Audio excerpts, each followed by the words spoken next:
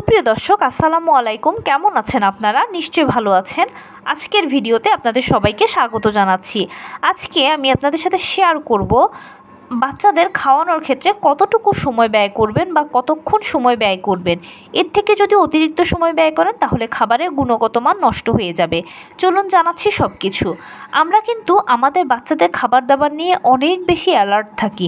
বিশেষ করে 5 বছরের পর্যন্ত বাচ্চাদের খাবার নিয়ে মা বাবাদের একটা ভীষণ টেনশান থাকে যে যতটুকু খাবার নিচ্ছি এটা সবটাই বাচ্চাকে খাওয়াতে হবে, বা এই সময় এটা খাওয়াতে হবে, ওই সময় ওটা খাওয়াতে হবে, এই শাকসবজি, মাছ, মাংস, দুধ, ডিম, এটা ওটা বাচ্চাকে এভাবে দিতে হবে, ওভাবে দিতে হবে। এবং আমাদের একটা এক্সপেকটেশান, শুধু এক্সপেকটেশান না, একটা উচ্চ প্রত্যাশা থাকে এরকম যে আমি যতটুকু খাবার নিয়েছি বাচ্চা এতটুকু খাবার খেতে হবে, বা আমি বাচ্চাকে এতটুকু খাবার খাওয়াতে হবে। যার ফলে হয় কি, মায়েরা দেখা যায় 1 ঘন্টা, 1.5 ঘন্টা, 20 মিনিট, 45 মিনিট, 40 মিনিট, মানে টাইমলেসভাবে তারা একেবারে বসে থাকে বাচ্চাদের খাওয়ারের পেছনে, ছোটাছুটি করে যে খাওয়াতেই হবে অ্যাট এনি কস্ট। কিন্তু এভাবে বাচ্চাকে আপনি জোর করে বা এত দীর্ঘ সময় নিয়ে খাওয়ানোর চক্করে দেখা যাচ্ছে যে খাবারের গুণগত মানটা নষ্ট হয়ে যাচ্ছে, খাবারের স্বাদ নষ্ট হয়ে যাচ্ছে। যার ফলে বাচ্চা খেতেও মজা পাচ্ছে না, আর খেলেও দেখা যাচ্ছে উপকারের পরিবর্তে অপকারী হচ্ছে উল্টো। তো কতক্ষণ সময় খাওয়াতে হবে বাচ্চাকে? আপনি বাচ্চার জন্য যেই খাবারই নেন না কেন সর্বোচ্চ 20 থেকে 25 মিনিট চেষ্টা করবেন। রিপিট করছি, বাচ্চার জন্য আপনি যতটুকু খাবার নেন না কেন সেটা সর্বোচ্চ 20 থেকে 25 মিনিট খাওয়ানোর চেষ্টা করবেন। 20 থেকে 25 মিনিটের ভেতরে আপনার বাচ্চা যতটুকু খায় আপনি তাকে ততটুকুই খাওয়াবেন। এরপরে আর চেষ্টা করবেন না এরপরে খাবারটা ছেড়ে দিয়ে পরবর্তীতে অন্য খাবার দেবেন। সাধারণত হয় কি, আমরা বাচ্চাদেরকে কিন্তু মোটামুটি 5 বেলা, 6 বেলা, 4 বেলার মতো খাবার দিয়ে থাকি।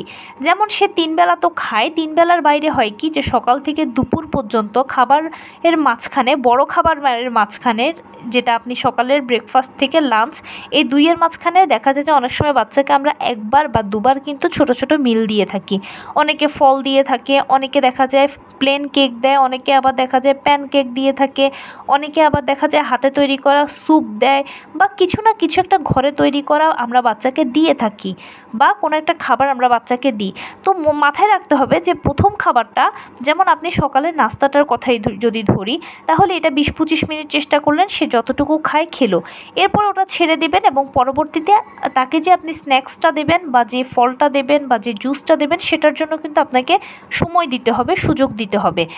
বাচ্চার খাবার হজম হওয়ার কিন্তু একটা বিষয় আছে, মনে রাখতে হবে ও ছোট, ও আমাদের মতো কিন্তু সব কিছু একসাথে হজম করতে পারে না।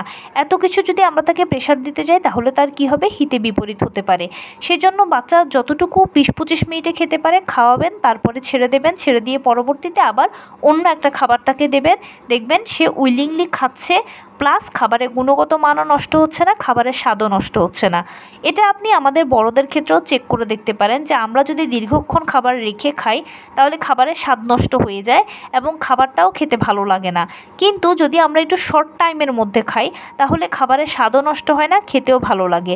তো বাচ্চাদের বেলাও একই রকম, সেজন্য খুব বেশি জোরাজুরি জেদাজেদি করার কিন্তু দরকার নেই। তারা আনন্দ চিত্তে যতটুকু খায় ততটুকুই। আরেকটা কথা মনে রাখবেন যে সে তো বাচ্চা, সে সবসময় যে একটা জিনিস খাচ্ছে সেটা নয়, সে অনেক কিছুই কিন্তু আপনার অজান্তে মুখে দিচ্ছে। যেমন একটা চকলেট মুখে দিচ্ছে সে, বা 1 টুকরো চিপস মুখে দিল, বা এরকম অনেক কিছু খেলো। আবার বাহিরে যদি গিয়ে থাকে তাহলে বন্ধুদের থেকেও টুকটাক এটা ওটা খাচ্ছে। এর ফলে কি হচ্ছে, তার পেটটা কিন্তু ভরাই আছে, এজন্য সে হয়তো খাবার খেতে চাইছে না। তাই তাকে জোরাজুরি করবেন না, এতে বাচ্চার জন্য ক্ষতিকর হতে পারে। তো এই ছিল আজকের ভিডিও। কেমন লাগলো বলুন? যদি ভালো লেগে থাকে ও হেল্পফুল হয়ে থাকে তাহলে প্লিজ লাইক, কমেন্ট, শেয়ার করতে একদম ভুলবেন না। আর সেই সাথে আমার চ্যানেলটিকে সাবস্ক্রাইব করার বিনীত অনুরোধ রইল। পাশে থাকা বেল আইকনটি ক্লিক করে দেবেন যেন আমি ভিডিও আপলোড করার সাথে সাথে আপনারা নোটিফিকেশান পেয়ে যান। যদি কোনো প্রশ্ন থাকে কমেন্টসে জানাবেন, আমি রিপ্লাই দেব। প্লাস যদি কোনো পরামর্শ থাকে যে কোন বিষয়ের উপরে ভিডিও বানালে আপনারা উপকৃত হবেন সেটাও জানাবেন। আমি আপনাদের পছন্দের সর্বোচ্চ প্রায়োরিটি দেব। ভালো থাকবেন, সুস্থ থাকবেন। আসসালামু আলাইকুম।